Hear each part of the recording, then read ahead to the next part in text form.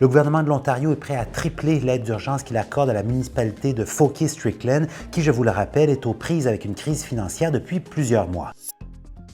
Le canton pourrait recevoir jusqu'à 900 000 au lieu des 300 000 annoncés au préalable, à condition qu'il remplisse certaines exigences. Par exemple, Fauquier-Strickland ne pourra utiliser ces fonds que pour des dépenses jugées admissibles, payées pendant la période de financement. Selon le professeur de gestion et de droit à l'Université d'Ottawa, Gilles Levasseur, les conditions sont là pour assurer une sécurité.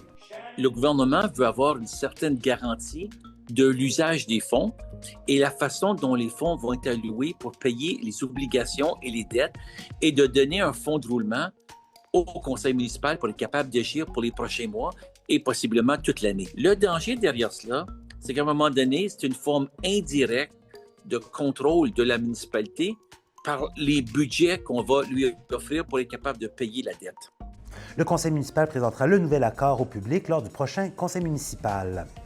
Maintenant, le conseil municipal de Hearst, quant à lui, a accueilli un nouveau conseiller à sa rencontre hier soir. Yann Drolet participait à sa première rencontre après avoir été nommé la semaine dernière pour remplacer un conseiller qui a remis sa démission au début d'octobre. M. Drolet a été choisi parmi 3 candidats. Il dit apporter un élément de jeunesse au conseil et vouloir travailler fort pour les citoyens de Hearst. Je vais aller au bout pour les citoyens, pour le conseil. C'est certain qu'on veut plaire à tout le monde, mais à un moment donné, je pense qu'il faut que ça soit rentable pour tout le monde aussi. Je parle avec beaucoup de gens, fait que c'est certain qu'on peut pas faire tout ce que tout le monde voudrait faire, mais j'ai l'oreille ouverte, puis je pense que je vais être capable de donner des bonnes idées une fois que je vais être vraiment installé là-dedans. Je vous rappelle qu'il reste 1 an au mandat des élus municipaux en Ontario.